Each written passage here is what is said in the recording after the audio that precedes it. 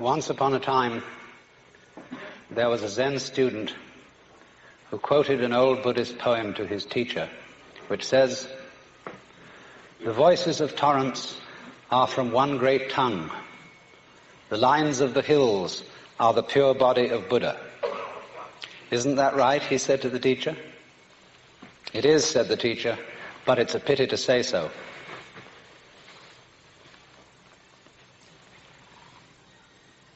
It would be, of course, much better if this occasion were celebrated with no talk at all. And if I addressed you in the manner of the ancient teachers of Zen, I should hit the microphone with my fan and leave. But I somehow have the feeling that since you have contributed to the support of the Zen Center in expectation of learning something, a few words should be said, even though I warn you that by explaining these things to you, I shall subject you to a very serious hoax. Because if I allow you to leave here this evening under the impression that you understand something about Zen, you will have missed the point entirely. Because Zen is a way of life, a state of being that is not possible to embrace in any concept whatsoever. So that any concepts, any ideas, any words that I shall put across to you this evening will have as their object showing you the limitations of words and of thinking. Now then, if one must try to say something about what Zen is, and I want to do this by way of introduction, I must make it emphatic that Zen, in its essence, is not a doctrine. There's nothing you're supposed to believe in. And it's not a philosophy in our sense, that is to say, a set of ideas, an intellectual net in which one tries to catch the fish of reality. Actually, the fish of reality is more like water. It always slips through the net, and in water, you know, when you get into it, there's nothing to hang on to. All this universe is like water. It is fluid, it is transient, it is changing. And when you're thrown into the water after being accustomed to living on the dry land, and you're not used to the idea of swimming, you try to stand on the water, you try to catch hold of it, and as a result you drown. And the only way to survive in the water, and this refers particularly to the waters of modern philosophical confusion, where God is dead, metaphysical propositions are meaningless, and there's really nothing to hang on to, because we're all just falling apart. And the only thing to do under those circumstances is to learn how to swim. And to swim, you relax. You let go. You give yourself to the water, and you have to know how to breathe in the right way. And then you find that the water holds you up. Indeed, in a certain way, you become the water. And so in the same way, one might say, if one attempted to, again I say misleadingly, to put Zen into any sort of concept, it simply comes down to this: that in this universe there is one great energy, and we have no name for it. People have tried various names for it, like God, like Brahman, like Tao. But in the West, the word God has got so many funny associations attached to it that most of us are bored with it. When people say God the Father Almighty, most people feel funny inside. And so we like to hear new words. We like to hear about Tao, about Brahman, about Shinyo and Tathata, and such strange names from the Far East, because they don't carry the same associations of mawkish sanctimony and funny meanings from the past. And actually, some of these words that the Buddhists use for the basic energy of the world really don't mean anything at all. The word tathata, which is translated from the Sanskrit into suchness or thusness or something like that, really means something more like dadada, based on the word tat, which in Sanskrit means that. And so in Sanskrit it is said, tattvam asi, that thou art, or in modern American, you're it. But Da, that's the first sound a baby makes when it comes into the world. Because the baby looks around and says, da, da, da, da, da, that. And fathers flatter themselves and think it's saying da-da, which means daddy. But according to Buddhist philosophy, all this universe is one ta-ta-ta. That means 10,000 functions or 10,000 things, one suchness. And we're all one suchness. And that means that suchness comes and goes like everything else, because this whole world is an on and off system. As the Chinese say, it's the yang and the yin.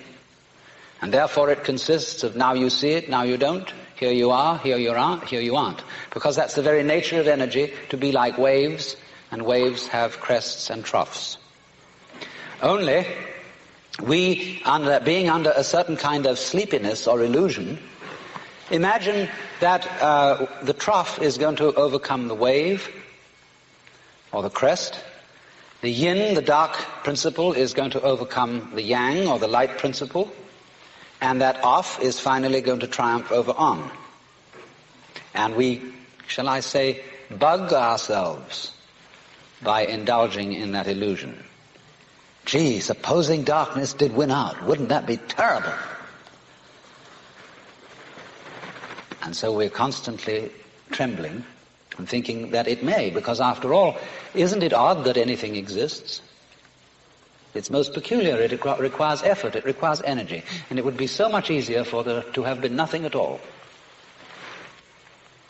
Therefore we think, well, since the is side of things is so much effort, you always give up after a while and you sink back into death.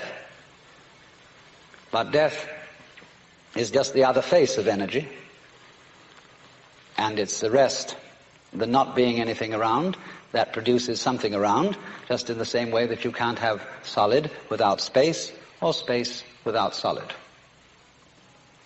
When you wake up to this and realize that the more it changes, the more it's the same thing, as the French say, that you are really a playing of this one energy, and there is nothing else but that it is you, but that for you to be always you would be an insufferable bore.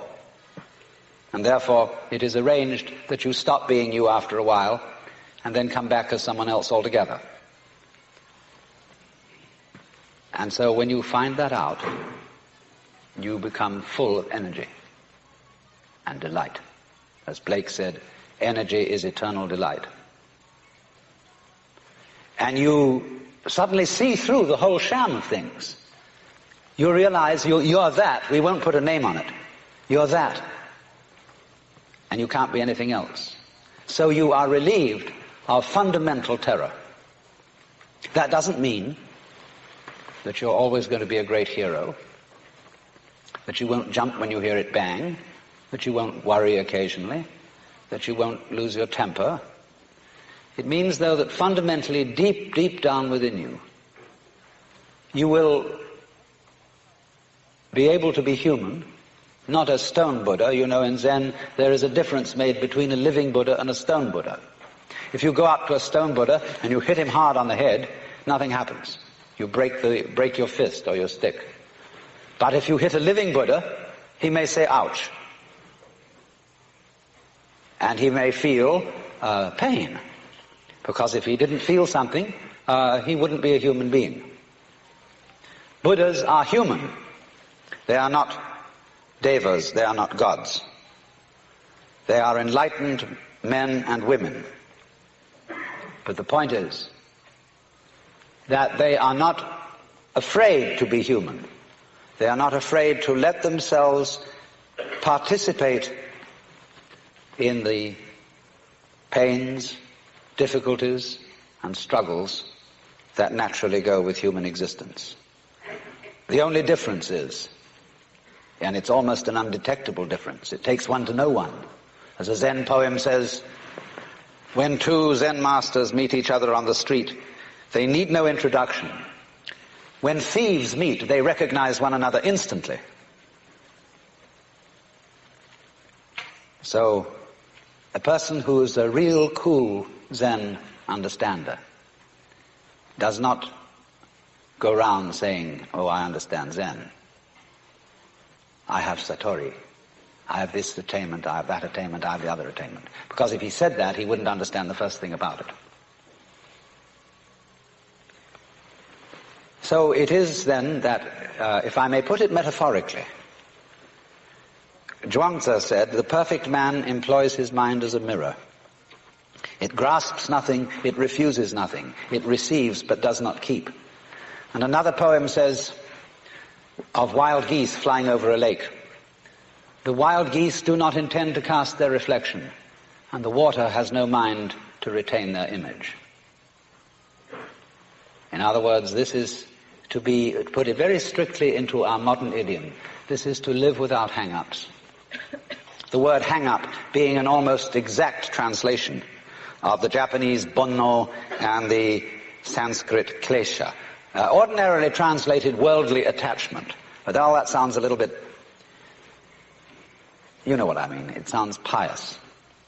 And in Zen, things that sound pious are said to stink of Zen.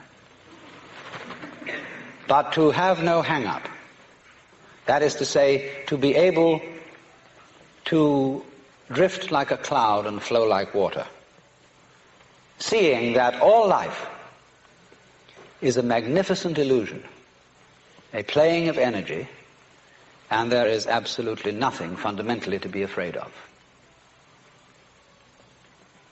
Fundamentally.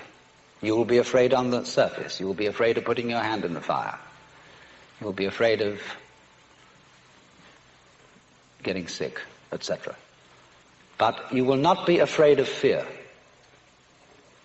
Fear will pass over your mind like a black cloud will be reflected in the mirror.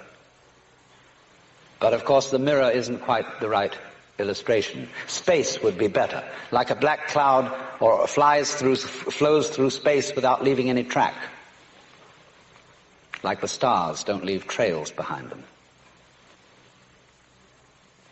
And so that fundamental that is called the void in Buddhism, the thing that, it doesn't mean void in the sense that it's void in the ordinary sense of emptiness. It means void in that it is the most real thing there is, but nobody can conceive it. It's rather the same situation that you get between the speaker in a radio and all the various sounds which it produces. On the speaker you hear human voices, you hear every kind of musical instrument, honkings of horns, the sound of traffic, the explosion of guns. And yet all that tremendous variety of sounds are the vibrations of one diaphragm. But it never says so. The announcer doesn't come on first thing in the morning and say, ladies and gentlemen, all the sounds that you will hear subsequently during the day will be the vibrations of this diaphragm. Now, don't take them for real. And the radio never mentions its own construction, you see? And in exactly the same way, you are never able really to examine, to make an object of your own mind, just as you can't look directly into your own eyes or bite your own teeth. Because you are that. And if you try to find it and make it something to possess, why, that's a great lack of confidence. That shows you don't really know you're it. And if you're it, you don't need to make anything of it. There's nothing to look for. But the test is, are you still looking? Do you know that? I mean, not as kind of knowledge that you possess, not something you've learned in school like you've got a degree, and you know, I've mastered the contents of these books and remembered it. In this knowledge, there's nothing to be remembered. Nothing to be formulated. You know it best when you say, well, I don't know it. Because that means I'm not holding on to it. I'm not trying to cling to it in the form of a concept because there's absolutely no necessity to do so. That would be, in Zen language, putting legs on a snake or a beard on a eunuch. Or as we would say, gilding the lily. Now you say, well, that sounds pretty easy. You mean to say all we have to do is just relax? We don't go around chasing anything anymore. We abandon religion, we abandon meditations, we abandon this, that, and the other, and just live it up anyhow. Just go on. You know, like a father says to a child who keeps asking, why? Why did God make the universe? Who made God? Why are the trees green? And so on and so forth. The father says finally, oh, shut up and eat your bun. It isn't quite like that. Because you see, the thing is this. All those people who try to realize Zen by doing nothing about it are still trying desperately to find it and are on the wrong track. There is another Zen poem which says, you cannot attain it by not thinking. By thinking, it says. You cannot attain it by thinking. You cannot grasp it by not thinking.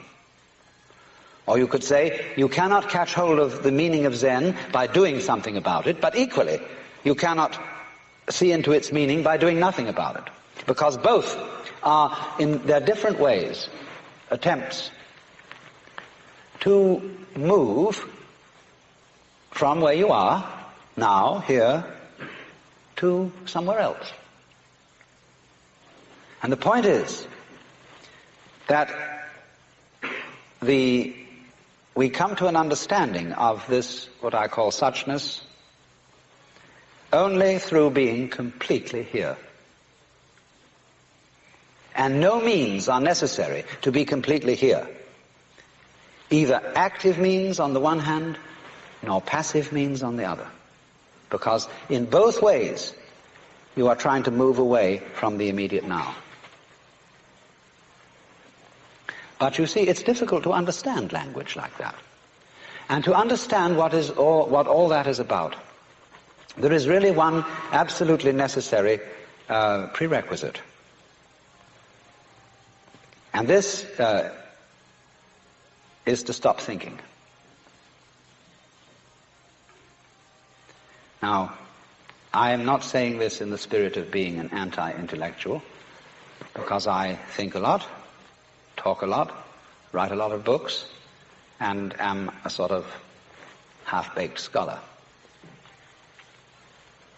But you know, if you talk all the time, you'll never hear what anybody else has to say. And therefore all you'll have to talk about is your own conversation. The same is true for people who think all the time. That means, when I use the word think, talking to yourself, subvocal conversation, the constant chit-chat of symbols and images and talk and words inside your skull. Now, if you do that all the time, you'll find that you've nothing to think about except thinking. And just as you have to stop talking to hear what others have to say, you have to stop thinking to find out what life is about. And the moment you stop thinking, you become into immediate contact with what Korzybski called, so delightfully, the unspeakable world. That is to say, the non-verbal world. Some people would call it the physical world. But these words, physical, non-verbal, material, are all conceptual. And is not a concept. It's not a noise either. Get that?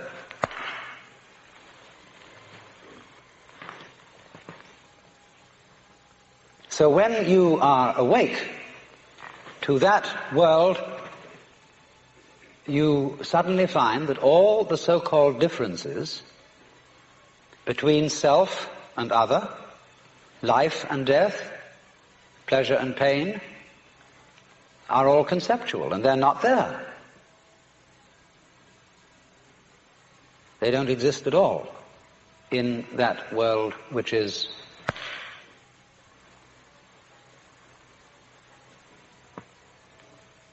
in other words, if I hit you hard enough, ouch doesn't hurt if you're in a state of what is called no thought. It just, there is a certain experience, you see, but you don't call it hurt. It's like when you were small children, they banged you about, and you cried. And they said, don't cry. because they wanted to make you hurt and not cry at the same time. People are rather curious about the things they do like that. But you see, they really wanted you to cry. In the same way, if you threw up one day, it's very good to throw up when you've eaten something that isn't good for you. But your mother said, "Ah," and made you repress it and feel that throwing up wasn't a good thing to do. Because then when you saw people die, and everybody around you started weeping and making a fuss, and then you learned from that that dying was terrible. When somebody got sick, everybody else got anxious, and you learned that getting sick was something awful. You learned it from the concept. So the reason why there is in the practice of Zen what we did before this lecture began, to practice Zazen, sitting Zen. Incidentally, there are 3 other kinds of Zen besides Zazen: standing Zen, walking Zen, and lying Zen. In Buddhism they speak of the 3 dignities of man: walking, standing, sitting, and lying. And when they say, when you sit, just sit. When you walk, just walk. But whatever you do, don't wobble. In fact, of course, you can wobble, if you really wobble well.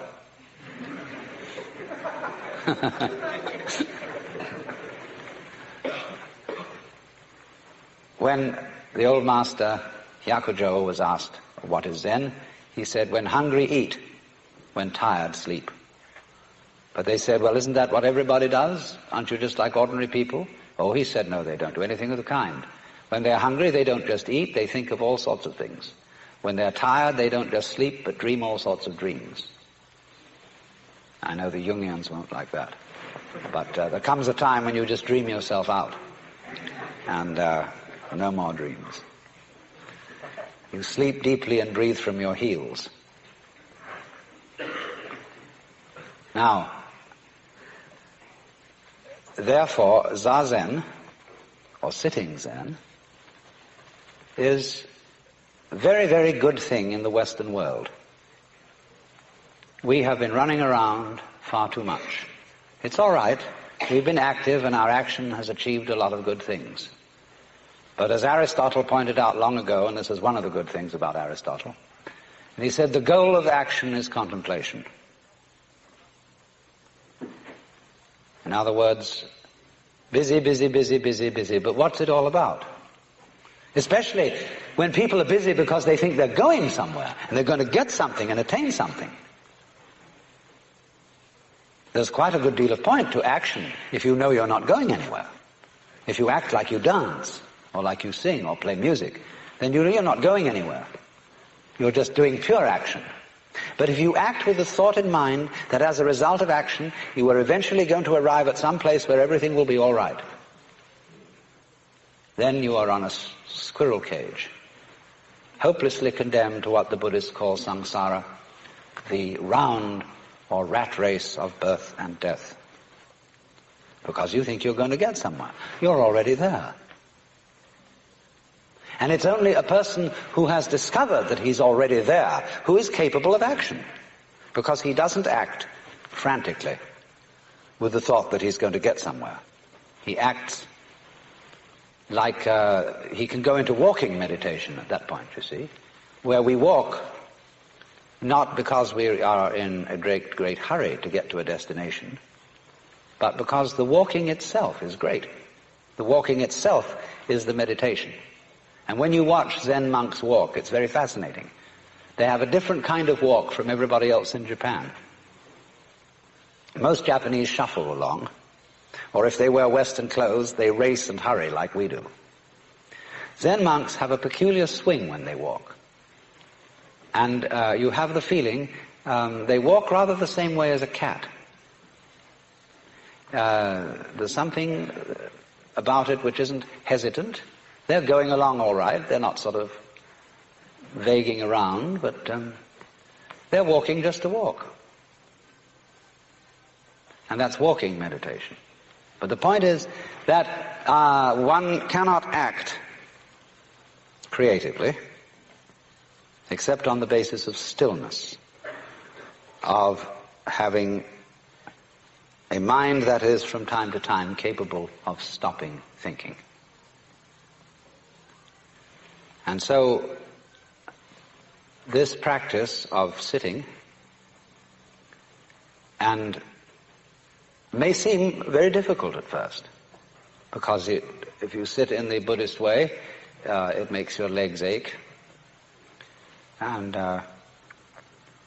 most Westerners start to fidget. They find it very boring to sit for a long time. But the reason they find it boring is that they're still thinking. If you weren't thinking, you wouldn't notice the passage of time. And as a matter of fact, far from being boring, the world, when looked at without chatter, becomes amazingly interesting.